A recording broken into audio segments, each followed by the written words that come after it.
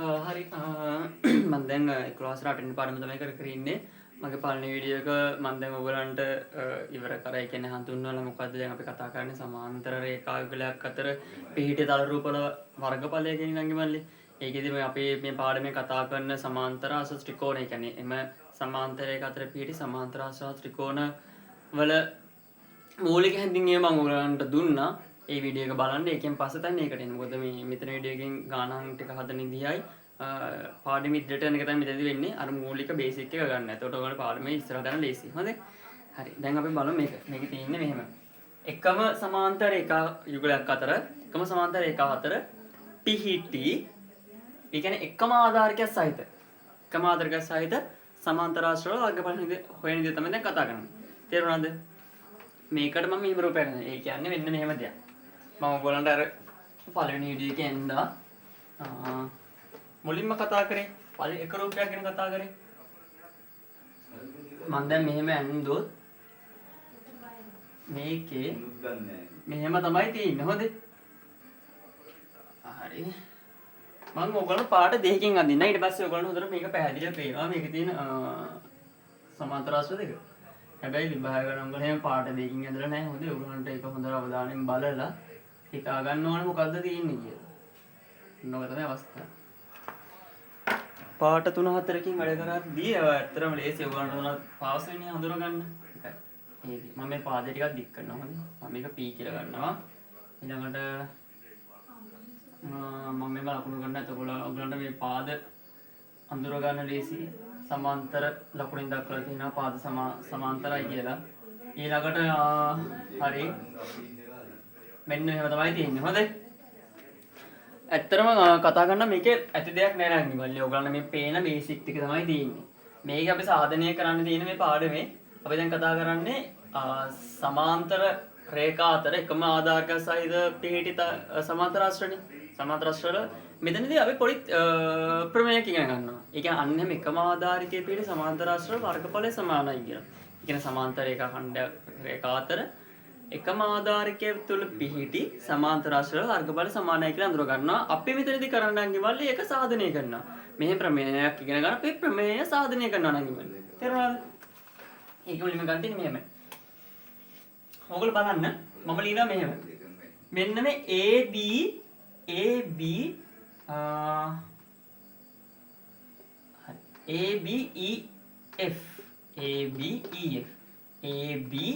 ABEF අන්නේ සමාන්තර ආශ්‍රය වර්ගඵලයට මම ලියනවා වර්ගඵලය මම ප්‍රකාශන කරනවා. ඒකේ වර්ගඵලය මම සමානයි කියනවා මෙන්න මේ ABCF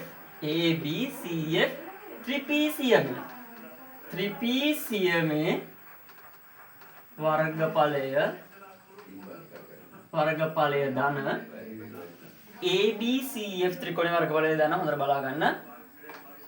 BCE ත්‍රිකෝණයේ වර්ගඵලය මම මොකද ලිව්වේ? මම ලිව්වා ABEF වර්ගඵලය සමානයි කියලා මම ප්‍රකාශන ලිව්වා. ABCF ත්‍රිපීසියමේ වර්ගඵලය ධන BCE වර්ගඵලය BCE ත්‍රිකෝණයේ වර්ගඵලය. හරිනේ. ඔයාලට තේරුණානේ? ඊළඟ මම මේකේ පේන මේ AB පොදු පාදයේ පේන අනිත් සමාන්තර ආශ්‍රය ලියනවා. අනිත් එක තමයි තියෙන්නේ ABCD.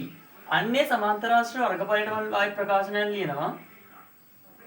වර්ගඵල ලියනවා. AB බලන්න මෙන්න මේ. පාටින් දිනනකො. හරි. ඒකේ ප්‍රකාශන මම ලියනවා. ඒකට එතකොට එන්නේ ABCF ත්‍රිපීසියමේ වර්ගඵලය. මේ කැලේ එකට සෙට් වෙනවානේ. මෙන්න මේ ත්‍රිපීසි මෙන්න මේ සමාන්තර ආශ්‍රයයට මෙන්න මේ කැලේ සෙට් වෙනවා. මෙන්න මේ ත්‍රිපීසියම එකට සෙට් වෙනවා. ඒ ත්‍රිපීසියම මේ ABEF සමාන්තර ආශ්‍රයයට මේ කැලේ සෙට් වෙනවා. දැන් දැක්කනේ? හරි. එහෙනම් මේ ABCF කියන ත්‍රිපීසියමේ වර්ගඵලය මේ සමාන්තර ආශ්‍රය දෙකටම පොදුයි. තේරුණාද?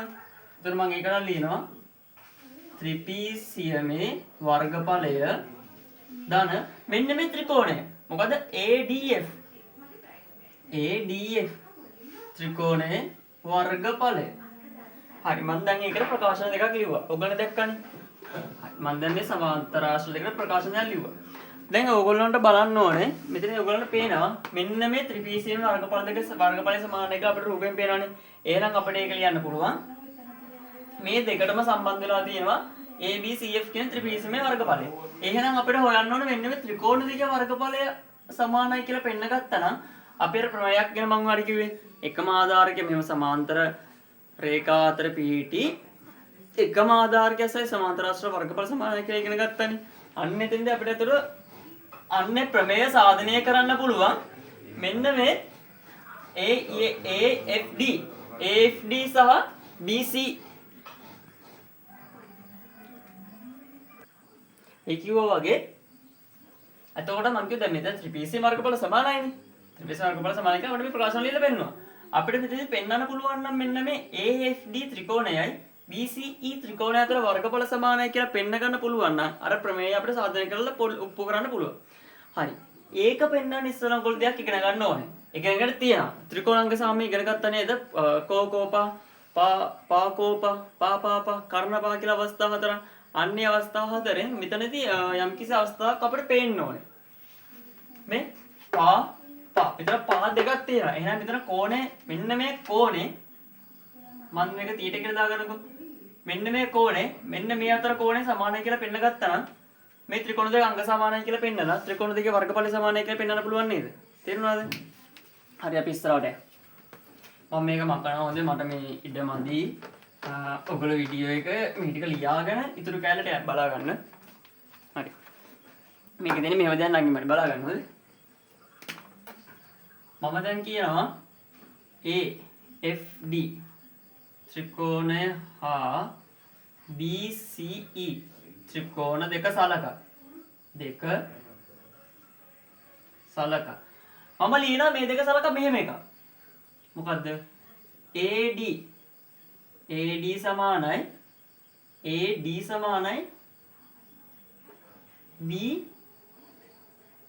BC කියලා. AD පාදය සමානයි BC පාදය කියලා. මොකද්ද හේතුව? සමාන්තර ආශ්‍රයක සම්මුඛ පාද. හේතුව තමයි සමාන්තර ආශ්‍රයක සම්මුඛ පාද අගයෙන් සමානයි. ඔක තමයි හේතුව. තේරුණානේ? සමාන්තර ආශ්‍රයක සම්මුඛ පාද අගයෙන් සමානයි. එයාට අයිලියන්න පුළුවන්. මම අයිලියන මෙහෙම එකක්. මෙන්න මේ AF සමානයි කියලා මම ලියනවා BE ට. ඒකටත් හේතුව මේකයි. සමාන්තර ආශ්‍රයක සම්මුඛ පාද අගයෙන් සමානයි. හොඳේ. සමාන්තර ආශ්‍රයක සම්මුඛ පාද අගයෙන් සමානයි. අපිට අන්න ඒක දෙන්නේ පෙන්වන්න පුළුවන්. දැන් හරිනේ. මුලින්ම දැන් අපිට අවස්ථා දෙකක් පෙන්නගෙන තියෙන මේ පාද දෙක සමානයි කියලා. අපිට පෙන්න ගන්න ඕනේ මේ කෝණය. කෝණය ගැන දැන් කතා කරන්න ඕනේ. කෝණය ගැන කතා කරන මෙහෙම දෙක කොල්ල දන්න ඕනේ.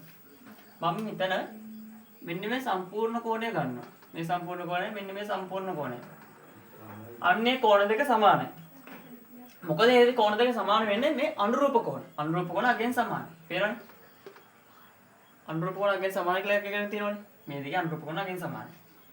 ඊට පස්සේ ඊළඟට අපිට කියන්න පුළුවන් මේ FAB කෝණය. මෙන්න මේ FAB කෝණයයි මේ EBP කෝණයයි අගෙන් සමාන. ඒකට හේතුව අනුරූප කෝණ. තේරුණානේ? අපිට ඇස්ත අනුරූප කෝණ කියලා කියන්න පුළුවන්. තේරුණානේ? ඔයගොල්ලෝ තේරුම් ගන්න මම කියපු දේ. මම දැන් මෙතන මේ DAB කෝණයයි හොඳේ ලියලා පෙන්නන්නකෝ. මෙන්න මේ DAB කෝණයයි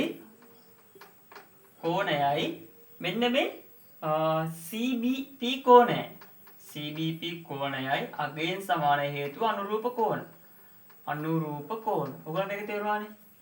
අනුරූප කෝණ මේ එකම රේඛාවයි මේ. එකම රේඛාව මෙහෙම බලන්න මේ කෝණ. එකම රේඛාව පිටලා තියෙන්නේ. තේරුණාද? මේ කෝණ සමානයි නේ. ඔයගොල්ලන්ට ඒක අදහසක් නැත්තම් මෙහෙම ගන්න.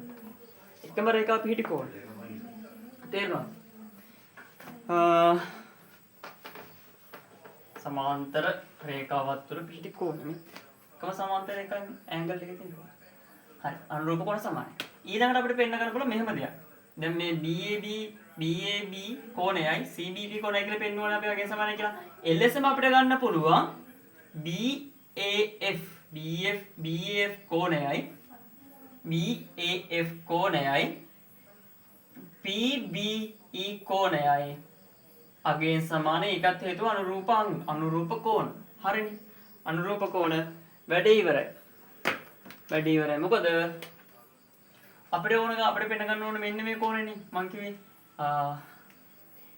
DAF කෝණය සමානයි CBE කෝණය අපිට පෙන්න ගන්න ඕනේ. මේ කෝණ දෙක සමානයි කියලානේ. ඒ කෝණ දෙක සමානව කෝප අවස්ථාවේදී මේක අංග සමානයි. ඒක පෙන්වන්න පුළුවන් මොකද්ද? මේ ලොකු කෝණය තියෙනවානේ. මේ DAB කෝණයෙන් මෙන්න මේ FAB කෝණය අඩු වෙච්ච ගමන් එන්නේ මෙන්න මේ DAF කෝණය. ඊළඟට මේ CBP කෝණයෙන් මේ EBP කෝණය අඩු වෙච්ච ගමන් ඉන්නේ මේක. හරිනේ. අපි මේ DAB කෝණය සමානයි CBP කෝණය කියලා පෙන්නුවා. ඊළඟට BAF කෝණය සමානයි PBE කෝණය කියලා පෙන්නුවා. එම කෝණ දෙකේ වෙනසින් ඒ කියන්නේ DAB කෝණයෙන් BAF කෝණය අඩු කරලා පස්සේ ඉන්න ඕනේ DAF. තේරුණාද? ඊළඟට BAF ඊළඟට CBP කෝණයෙන් PBE කෝණය අඩු කරාම එන්න ඕනේ CBE කෝණය. තේරුණාද? මේ කෝණ දෙක මේ අගයන් සමානයි ඔක්කොම. එහෙනම් මේ අගයන් සමානයි. එහෙනම් මෙන්න මේ කෝණ දෙක සමානයි. කෝණ දෙක සමානයි නම් අපිට පුළුවන් ලියන්න මොකද්ද? මෙන්න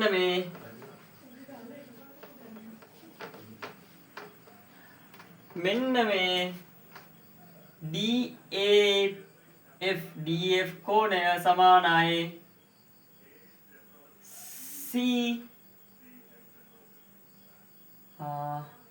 CBE කෝණය කියලා. තේරුණාද? මෙන්න මේ කෝණ දෙක සමානයි කියලා අපි පෙන්නවා. එහෙනම් මේ ත්‍රිකෝණය මොකද්ද? ADF ත්‍රිකෝණය අංග සාම්‍යයි CBE ත්‍රිකෝණය කියලා අපි පෙන්නවා. අංග සාම්‍ය වෙනවා මොකද්ද? පාවස්ථාව යටතේ.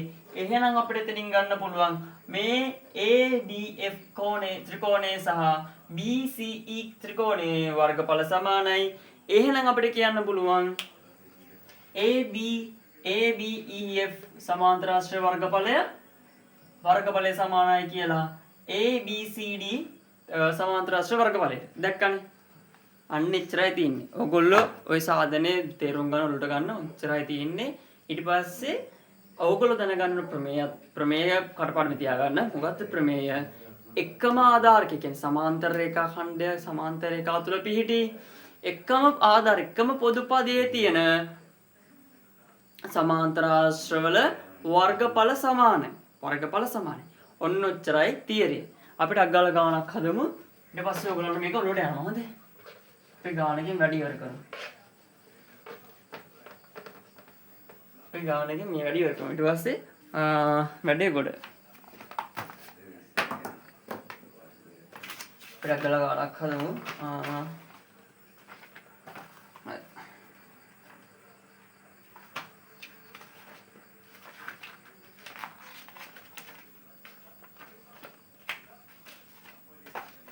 නිදසුන් ගානක් හදන්න. හොඳේ. මම එකක් තියෙනවා. මේක පාදයේ සමාන්තරයි. අන්න මෙතන පාදයක ඉඳලා තියෙනවා. කියලා මෙතන ඉඳලා තියෙනවා F කියලා. මෙතන තියෙනවා D කියලා. අන්න මෙතන ඉඳලා මෙහෙම පාදයක් ගිහින් තියෙනවා. 1 2 3. මෙතන E වෙනවා.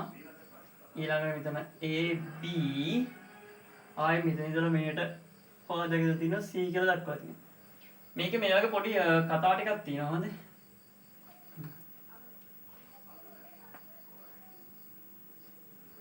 හරි. මෙන්න මේක රූප සමනේ. අපිට මේකේ කියනවා මෙන්න මේ AB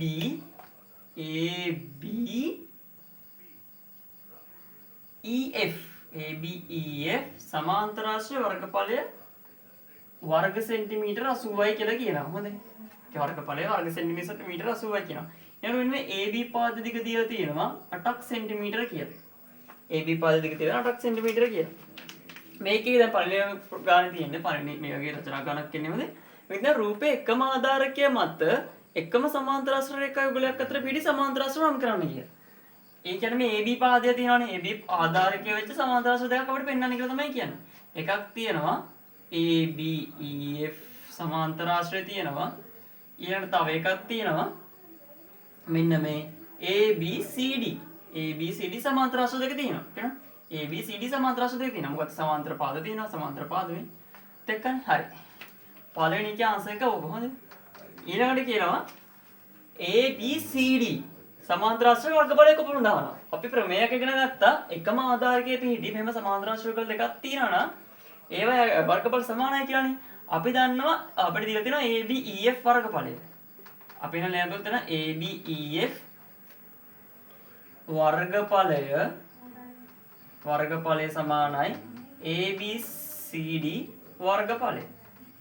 එබැවින් ABCD වර්ගඵලයත් වර්ග සෙන්ටිමීටර 80යි. හදන්න දෙයක් නැහැ. ප්‍රමේය දන්නවා. ප්‍රමේය අපිට ඕන මෙතන ලියන්න පුළුවන්. මෙහෙම වෙනවා කියලා පෙන්වුවා ගන්න. අපිට දීලා තියෙනවා මෙතන අපිට ගාන හදන්න කියන්නේ. අපෙන් අහන්නේ ප්‍රමේය පාවිච්චි කරලා උත්තරය ගන්න තියෙන. තේරුණානේ? හරි. ඊළඟට අපෙන් අහනවා මෙන්න මේ AB හා FC රේඛා අතර ලම්බෝස හොයන්න. ඒ කියන්නේ මෙන්න මේ සමාන්තර ආශ්‍රිත දෙක තියෙනවා. මේ සමාන්තර ආශ්‍රිත දෙකට මෙන්න ඕන එකම ලම්බ උසනේ. එතන මේකම සමාන්තර රේඛා අතරින් තියෙන්නේ. මෙන්න මේ රේඛාවේ ලම්බ උසනේ යහන්නේ. හරි. අපිට මේකේ අමුතුවෙන් ලම්බ උස හොයන්න දෙයක් නැහැ. අපි දන්නවා මේ දෙකේම වර්ගඵලය සමානයි කියලා දන්නවා. වර්ගඵලයත් අපි දන්නවා. ඊළඟට අපි AB පාදයේ දිගක් දන්නවා. සමාන්තර ආශ්‍රයක වර්ගඵලය හොයන්නේ. මොකද්ද? ආධාරක වර ලම්බ උස. ඔයා ගන්න වර්ගඵලය වර්ග සෙන්ටිමීටර 80යි. AB පාදය තමයි ආධාරකය. AB වාරයක් ලම්බ උස ඔයා ගන්න x කියලා. හරි. 80යි. මෙතන AB පාදය 8යි. ලම්බ උස x කියලා ගන්න.